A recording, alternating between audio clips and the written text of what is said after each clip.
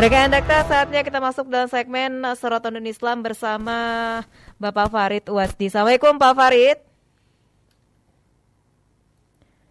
Assalamualaikum Pak Farid.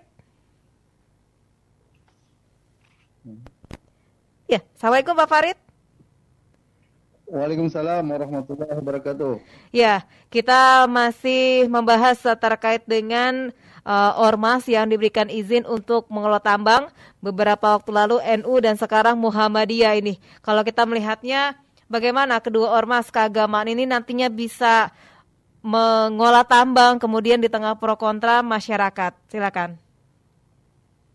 Ya, pertama tentu sebagai ormas keagamaan yang harus kita jadikan landasan itu tentu paling awal adalah syariah Islam dulu ya. Artinya bagaimana syariah Islam mengatur masalah kepemilikan tambang ini ya.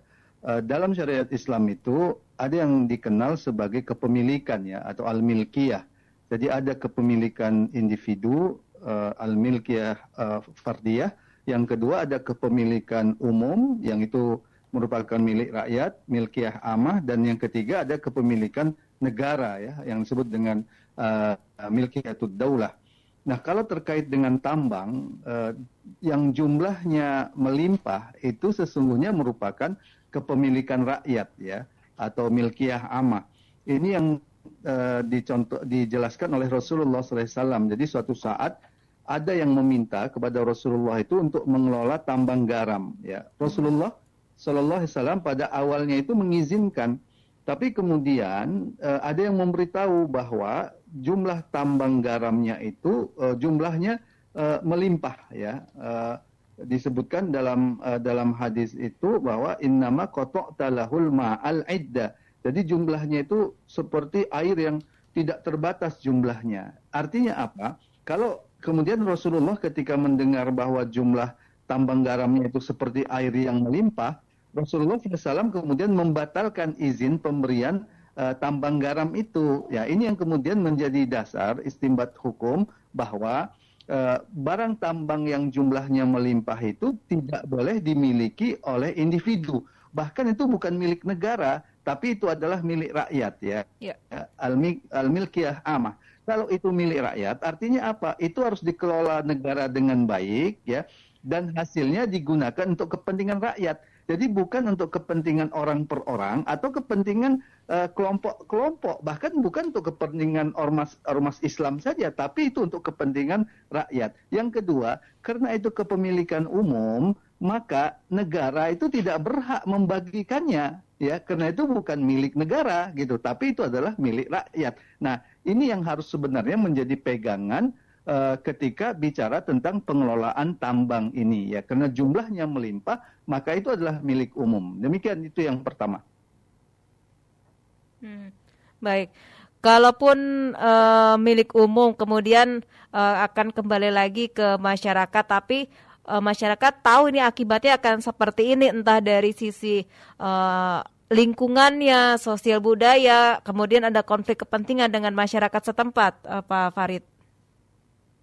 Ya, pertama karena itu kepemilikan umum, itu tidak boleh diberikan kepada ormas gitu. Yeah. Ya, itu yang pertama ya. Walaupun alasannya ini ormas ini kan rakyat juga. Yeah. Tapi ormas itu tidak boleh memilikinya gitu ya, tidak boleh memilikinya. Siapa yang harus mengelolanya itu adalah negara, dan negaralah yang kemudian memberikannya kepada rakyat. Berupa apa? Berupa kebijakan negara gitu, seperti pemenuhan kebutuhan-kebutuhan pokok rakyat, sandang, pangan, dan papan, pendidikan gratis, kesehatan gratis. Itulah yang seharusnya digunakan untuk kepentingan rakyat ya. Kalau kemudian itu dibagi kepada ormas, itu tidak sah karena itu bukan milik negara gitu ya. Sama seperti suatu barang, kalau itu bukan milik kita, kita nggak boleh memberikan kepada orang lain ya. Ada tetangga punya sebutlah punya mobil gitu ya, kemudian mobil tetangga kita kasih ke orang lain, kan tidak boleh. Itu yang pertama ya. Kemudian yang kedua yang harus juga diperhatikan ya, bahwa seharusnya ormas-ormas Islam itu berbicara tentang pengelolaan tambang yang baik oleh negara dan hasilnya digunakan untuk kepentingan rakyat. Nah, kalau tidak, maka kita akan yang paling berbahaya ya dalam ketika ormas-ormas ini menerima ini ya, di samping tadi argumentasi yang pertama adalah argumentasi syariat Islam. Yang pertama kalau kita lihat ini bisa menjadi jebakan politik ya untuk kemudian membungkam ormas-ormas Islam ya sehingga kehilangan sikap kritisnya terhadap penguasa. Itu sangat-sangat mungkin ya yang diharapkan oleh penguasa sekarang gitu ya. Dan ini sangat berbahaya dalam pandangan kaum muslimin, dalam pandangan umat Islam. Kita bisa bayangkan ini nanti akan menimbulkan kesenjangan antara elit-elit ormas dengan umat Islam, bahkan dengan rakyat gitu. Ketika ya umat Islam termasuk rakyat melihat ya ormas-ormas Islam ini yang seharusnya kritis ya bersikap kritis terhadap kebijakan-kebijakan yang mensengsarakan rakyat, diam gitu ya. Karena apa? Karena telah diberikan semacam carrots ya, setelah diberikan semacam wortel gitu ya dalam strategi untuk menundukkan itu kan ada yang disebut dengan strategi stick and carrots ya. Jadi kalau yang melawan itu berikan tongkat, yang kemudian yang kedua bujukannya itu dengan wortel ya. Dan ini akan menimbulkan kesenjangan antara umat Islam dan elit-elit ormas. Nanti umat Islam akan melihat ya, tuh sudah diberikan tambang ya, ternyata diam ketika kebijakan-kebijakan negara atau kebijakan rezim itu mensengsarakan rakyat. Nah, ini yang harus kemudian kita khawatirkan ya dari apa namanya dari penerimaan izin mengelola ini ya. Ya, baik. Ini juga kabarnya dari MUI mengatakan polemik perizinan pengelolaan tambang kepada ormas keagamaan adalah upaya balas budi. Seolah-olah apakah memang mereka sudah berjasa terhadap Islam, kemudian pemerintah memberikan hadiah begitu, Pak Farid? Iya, bahwa umat Islam itu berjasa dalam perjuangan ini itu tidak bisa dibantah lagi ya. Tapi untuk membalas jasa umat Islam itu, sebutlah itu jasa umat Islam itu, bukan dengan memberikan sesuatu yang bukan milik pemerintah gitu. Itu yang pertama. Yang kedua, kalau memang benar-benar ingin berbuat baik kepada umat Islam, yang umat Islam itu mayoritas ya di negeri ini ya, maka buatlah kebijakan-kebijakan yang berpihak kepada rakyat kan gitu.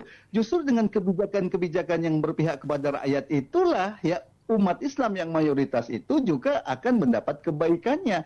Coba kita bayangkan di satu sisi tambang misalkan diberikan kepada ormas ya, itu pun kita tidak tahu ya berapa banyaknya ya. Tapi sisi lain muncul kebijakan-kebijakan yang membebani rakyat ya, muncul tapera misalkan, muncul sebentar lagi asuransi wajib untuk kendaraan bermotor misalkan, muncul pajak-pajak yang lain. Jadi sisi lain kemudian ormas-ormas ini diberikan diberikan izin tambang, tapi kebijakan-kebijakan negara itu semakin membebani rakyat. Belum lagi nanti BBM naik dan sebagainya. Nah, seharusnya kalau memang ini merupakan balas budi dari pemerintah atas perjuangan umat Islam, buatlah kebijakan ya yang itu berpihak pada rakyat. Ya, kalau kebijakan itu berpihak pada rakyat, pasti itu berpihak pada umat Islam. Ya, jadi bukan sekarang ya seperti sekarang ini saya khawatir itu akan justru ini bagian dari politik adu domba gitu ya. Benar. Artinya nanti apa? Rakyat itu akan melihat tuh ormas enak tuh dikasih tambang sementara kita hidupnya susah gitu kan. Ini justru menjauhkan umat Islam ini dari ormas-ormas Islam itu sendiri, dan ini adalah suatu politik berbahaya karena ini berarti politik pecah belah, bahkan politik adu domba. Nah, ini yang harus kemudian dipahami oleh elit-elit ormas ya. Baik, apakah ini menjadi salah satu strategi dari pemerintah untuk memecah umat Islam, Pak Farid? Ya, saya lihat arahnya ke sana ya. Kan kita sudah tahu ya, ada dua strategi yang kerap kali dipakai ya untuk membungkam. Pertama strategi stick and carrots ya, berikan tongkat atau wortel gitu ya. Kalau melawan kasih tongkat, tangkap dia, persekusi dia, atau bujuk dia dengan wortel. Itu kan strategi pertama. Strategi yang kedua itu strategi belah bambu kan gitu, satu diinjak, satu dibiarkan. Dan ini sangat berbahaya kalau kemudian nanti rakyat ya yang sebagian besar itu adalah umat Islam melihat bahwa ormas-ormas Islam ini ternyata diam dengan kezoliman penguasa gitu. Padahal tanggung jawab ulama yang ada di ormas-ormas Islam itu kan menghentikan kezoliman dalam bidang apapun kan gitu. Jadi setiap kebijakan yang mensengsarakan rakyat itu seharusnya ulama itu berada di garda terdepan. Ini yang disebutkan oleh hadis Rasulullah kan, sampai disebutkan itulah sebaik-baik jihad.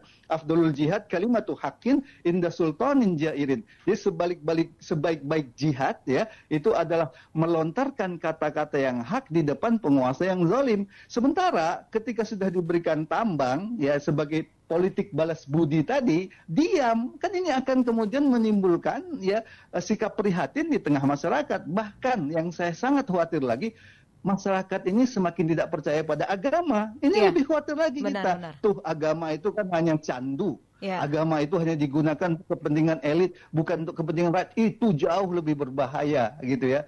Saya kira sudahlah cukup apa yang dimiliki oleh ormas itu dioptimalkan ya. Seperti Muhammadiyah misalkan, itu kan sudah lebih dari cukup ya.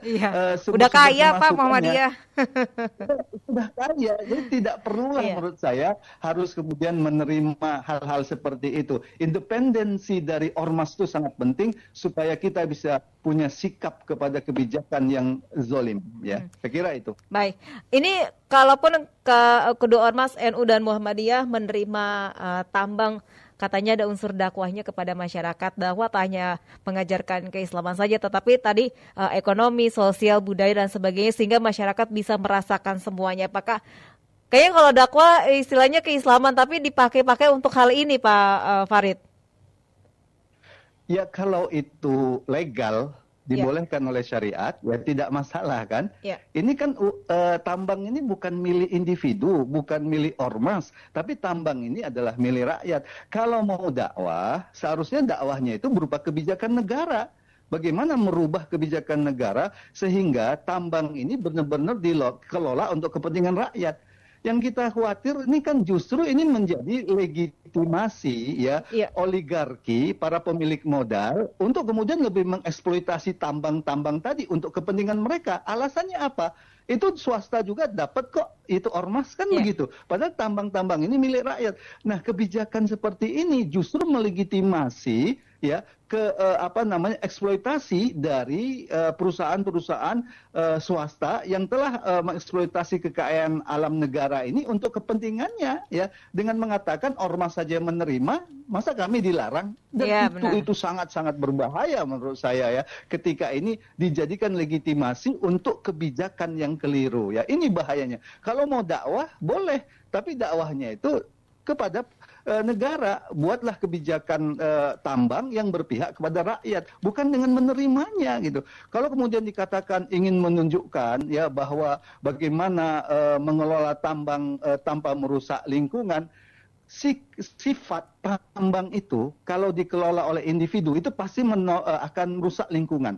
Karena kalau itu dimiliki oleh individu, maka setiap individu atau swasta ini akan berpikir bagaimana mendapatkan keuntungan yang sebesar-besarnya dari tambang itu, kan begitu.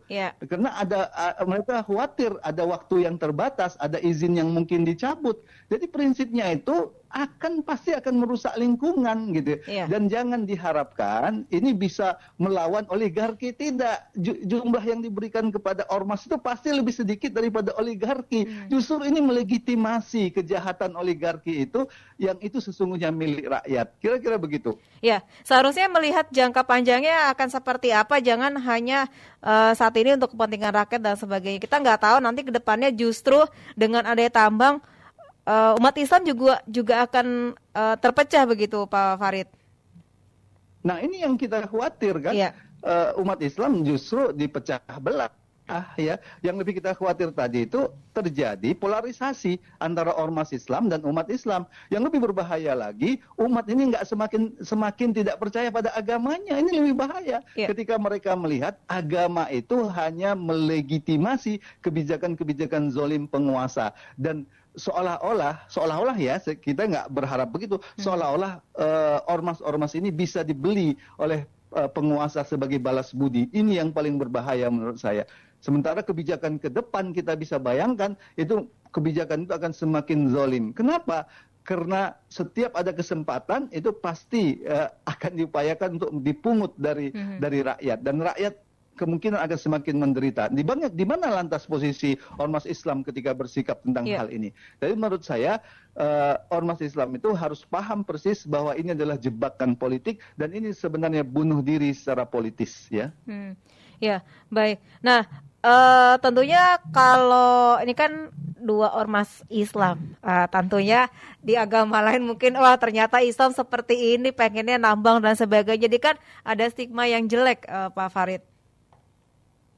Ya ini yang kadang-kadang ironisnya kan begitu ya. Sementara organisasi di luar Islam ya itu justru menolak ya. Karena organisasi di luar Islam itu paham persis ya. Pertama, alasannya apa? Kalau kita lihat, mereka memang bukan kemampuannya di situ kan? Ya, selama ini untuk mengurus umat mereka saja sudah jungkir balik istilahnya. Apalagi diminta untuk mengelola tambang. Kan paling-paling kan nanti dibuat perusahaan ya, kemudian perusahaan itu mengelola tambang itu, dan perusahaan itu kan juga tidak bisa dijamin ya bahwa kemudian perusahaan itu akan berpihak kepada kepentingan rakyat kan gitu.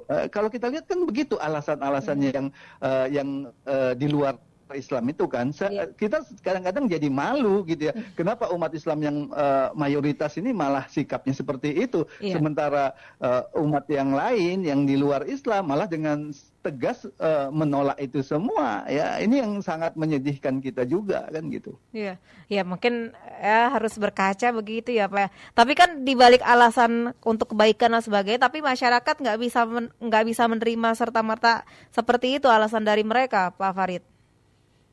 Ya, dalam Islam itu kan nggak cukup niat yang baik, gitu kan? Niat boleh baik, tapi kalau caranya keliru juga tidak boleh kan? Misalkan ada kalau ditanya kenapa Anda melacur, misal ya ini ada yang bertanya kepada seorang pelacur gitu ya, niat saya untuk membantu keluarga, itu kan tidak serta merta pelacuran itu jadi boleh karena ada niat itu kan? Nah karena itu niat saja tidak cukup. Ya harus juga didasarkan kepada syariat Islam kan. Syariat Islam itu kan sudah jelas ya bahwa itu adalah milik umum. Yang namanya milik umum itu tidak boleh dimiliki oleh individu termasuk ormas, tapi itu adalah milik rakyat. Siapa yang mengelolanya? Negara. Hasilnya untuk apa? Untuk kepentingan rakyat. Pendidikan gratis, kesehatan gratis gitu kan, kemudian jaminan terhadap kebutuhan sandang, pangan, dan papan. Nah seharusnya kan cara berpikirnya begitu. Jadi ormas ini berada dalam garda terdepan untuk melakukan amar ma'ruf nahi mungkar kepada penguasa yang kebijakannya itu mengsengsarakan rakyat kan. Ini yang seharusnya dilakukan. Baik. Tapi juga masyarakat menilai kalau ini ramai ketika NU dan Muhammadiyah bersedia untuk mengolah tambang. Tapi akankah berkoar juga ketika sumber daya alam Indonesia asing yang menguasai, Pak Farid? Nah itu jadi masalah nanti kan? Iya. Ya di sisi lain. Dua-duanya juga masalah ya. Itu masalah. Akhirnya kan diam kan gitu. Karena kan nanti akan dibilang kamu juga udah dapat tuh kan gitu sederhana kan, kamu juga dapat ya, ngapain mengkritik kami kan gitu. Itu nantinya, dan itu sangat berbahaya menurut saya, dan itulah yang diinginkan oleh pembuat kebijakan ini. Dan seharusnya kesadaran politik seperti itu kan harus ada gitu kan. Atau mungkin dari dua ormas ini ingin menyelamatkan sumber daya alam dari tangan asing, daripada tangan ke asing mendingan kita aja deh orang Indonesia mengelola, begitu Pak. Ya, lihat dari proporsi jumlahnya kan beda. Ormas itu kan sedikit. Sementara ini pemilik modal asing itu kan luar biasa modalnya. Nggak akan bisa ngimbangi ormas-ormas itu. Mereka itu hartanya tidak terbatas, jumlah keuangannya terbatas, sumber dayanya tidak terbatas. Sementara ormas ini kan terbatas. Karena ormas ini kan didirikan bukan untuk urusan tambang kan, tapi untuk mengurus rakyat kan gitu, untuk mengurus umat. Saya kira itu alasan yang dicari-cari, tidak akan pernah seimbang. Jadi seperti kelas kalau tinju itu kelas berat melawan kelas ringan bulu, gitulah kira-kira. Itu nggak akan seimbang gitu. Justru itu jadi legitimasi, ya itu yang berbahaya. Ya, Pak, sebelumnya kan juga ada fatwa MUI yang mengharamkan pertambangan karena merusak alam ini yang terbit pada 26 Mei 2011 lalu. Ya, itu salah satu faktor ya.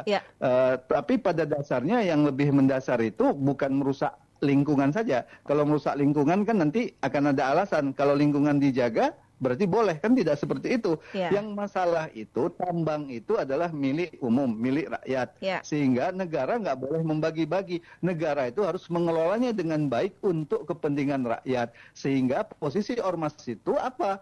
Mengkoreksi penguasa agar bisa mengelola tambang ini dengan baik dan hasilnya untuk kepentingan rakyat. Dan menyetop eksploitasi tambang-tambang yang dikuasai oleh asing gitu kan.